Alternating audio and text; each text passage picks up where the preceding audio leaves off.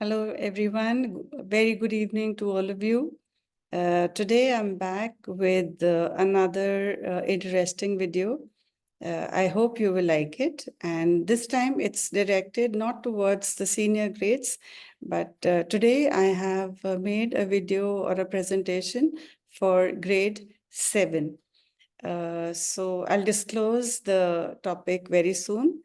And without wasting another single minute, I'll just share my screen and start with the presentation.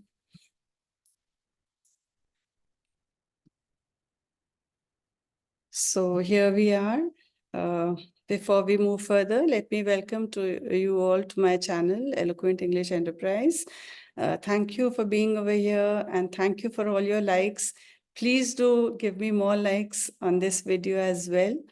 And I'm happy that the number of my subscribers is almost touching 200. It is a big achievement for me, and it's all because of all of you and your support. So here goes. Let me now disclose the topic to you. Okay. So today we are going to discuss the finite and non-finite verbs for grade 7. And the topic which I've given to this is the power of to be and beyond, unveiling finite and non-finite verbs. So let's see what these are. And just to make it more lively, here we are, lights, camera, action. And now let's get on to brass tacks. Finite verbs. Now, what exactly are finite verbs? So if you define them, a finite verb is the one which changes according to the tense and subject in the statement. That is, a finite verb will change its, its structure according to the tense and subject. So if the tense changes or the subject of the statement changes, the finite verb is going to change, or the verb is going to change, and that is why it is known as a finite verb. I'm going to give you examples to make it easier and more clear. Now here we have a girl. Minnie throws the ball. She's throwing the ball, right? Minnie throws the ball. This is simple past tense. Next statement, Minnie threw the ball. So simple past tense. And third one, Minnie will throw the ball. This is simple future tense. Now Minnie is the same. The subject hasn't changed. The object hasn't changed, but the tense has changed. So present tense is throws, past tense is threw, and future is going to be will throw. So this is a finite verb. Throw over here is a finite verb because it changes with the tense, right? More examples for finite verbs. I go to school by bus, right? The action of my going to school, if I say in simple present tense, I go to school by bus. But when I change the subject, he, third person, he goes to school by bus. It cannot be the other way around, that I goes to school by bus and he go to school by bus would be wrong. So this here, go is a finite verb because when I'm talking about myself, the first person, I go to school, but third person, he goes to school, right? But the second person, it will not change. You go to school will remain the same, right? So these are finite verbs. Now we come to non-finite verbs, right? So obviously this is going to be the opposite. Now here we can see a lifeguard who's trying to save the girl. I'm going to give this statement to you in 3 different tenses. Swimming very fast, the lifeguard saved the girl, sorry. Swimming very fast, the lifeguard saves the girl. And the third one is swimming very fast, the lifeguard will save the girl. So the first statement is in the past tense, the second one is in the present tense, and the third one is in the future tense. Swimming remains the same, but save, the verb save has changed with what? The tense, right? So swimming remains the same, and here swimming is a verb which is a non-finite verb. Okay, swimming here is a non-finite verb because it's not changing with the tense. But saved, saves, and will save are finite verbs which have changed with the tense. Swimming will be a non-finite verb. Some more examples. We go to see the circus, right? This is simple present tense. We went to see the we went to the circus to see the clowns. We will go to the circus to see the clowns, and Tom goes to the circus to see the clowns. Now let's analyze all these four statements. Simple present tense. We go to the circus to see the clowns, right? This is present tense. Past tense would be we went to the circus to see the clowns. Third one, simple future tense. We will go to the circus to see the clowns. Okay, so here to see is a perfect example of non-finite verbs, right? But go, went, and will go are finite verbs. They change. They change with the tense. But to see remains the same in all cases.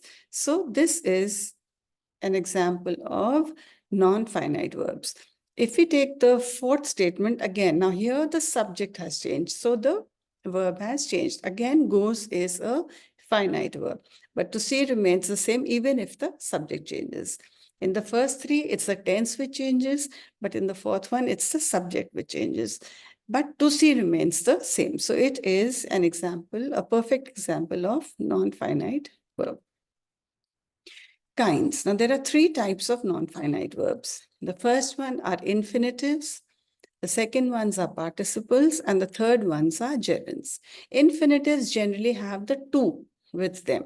To be, to read, to write, to sleep. I'm sorry, the cat is overlapping sleep. Participles are of two types, present participle and past participle, and gerunds are something different. But these are all types of non-finite verbs. Okay. Now, infinitives I've already explained. To write, okay, to see, like we said that we go to the circus to see the clowns. So to write, I told my student to write. I told the girl to read. I told my son to sleep. So these are infinitives. Participles and gerunds are by far the same words which are being used in different contexts. Participles are verbs. Please listen carefully. Participles are verbs which are used as adjectives. They qualify nouns. Like, for example, the girl who is writing is my daughter. The girl who is beautiful is my daughter. The girl who is hardworking is my daughter. So hardworking, beautiful can be replaced by the girl who is writing. So here writing, though it's a verb, it is acting like an adjective. Similarly, reading. The boy who's reading is my friend's son, right? Here, the boy is being qualified by the verb reading. I can say the boy who's tallest is my friend's son, but the boy who is reading. So the boy is being qualified by the action that he is doing. So here reading is a participle because it is being used as an adjective. Similarly, sleeping. The sleeping baby looks so nice. The chubby baby looks so nice, right? So chubby or the cute baby looks so nice, but the sleeping baby. So here sleeping is qualifying the baby. It is describing the baby, so it becomes a participle. Now, participles are of two types, the present and the past. The same words can be changed into past, like in the past tense. So writing becomes written, but reading could be read, right? Sleeping will be slept. So that could be a past participle. But here I've selected written, broken, and stolen. Okay, like the watch which was broken belonged to my student. Which watch? Not the round or the square or the glittery or the golden one, the one which was broken. Or the umbrella with the broken handle is mine. So broken handle, it could be black handle, it could be the curved handle. So adjective is being replaced by a verb. All right. So these are participles. Now let's come to gerunds. Gerunds are verbs which are used as nouns, not as adjectives. They're used as nouns. For example, writing is a good habit. Writing will make you perfect. So here, writing is being used as a noun. It is being used as a subject of my statement. Next one, reading is good for memory. Just like I could say, an apple is good for health. So here, reading is being used as a noun. It is being used as a subject. Sleeping 8 hours every day will improve your health. So sleeping also becomes a gerund because it is replacing a noun, right? So infinitives, participles, and gerunds are all kinds of non-finite verbs. So let's practice. I'm going to give you 5 statements, but no answers. So what do we have to do? We have to underline the finite verbs and circle the non-finite verbs in the following sentences. You could take a screenshot and do this for me. I'll disclose the answers in the next video. So here are your 5 statements because practice makes you perfect and that in turn gives you progress. So the 5 sentences are: Nina bought a packet of frozen peas. They want to eat eggs for breakfast. My mother will bake a cake tomorrow. Driving carefully is a good practice. Susan has taken her father to the doctor. So just do that. Underline the finite verbs and circle the non-finite verbs. And the catch is that both of them could be present in the same sentence. All right. So here goes. Thank you so much for watching my channel. I'm indebted to you for being here. Thank you for subscribing. And please, please, please don't forget to give me a like. You just have to press a button. Okay. And before I wind up for today, here is a sneak peek to the next video. And what am I going to do? Other than disclosing the answers to this, I'm going to give you a video or a presentation on literary analysis. This is going to be on a chapter which I'm going to take a select from grade 11 or grade 12 books. It could be a poem, it could be an article, it could be a story, right? So how do we teach a particular form of literature? That is something which I'm going to take up in my next video. So till then, it's bye-bye from my side.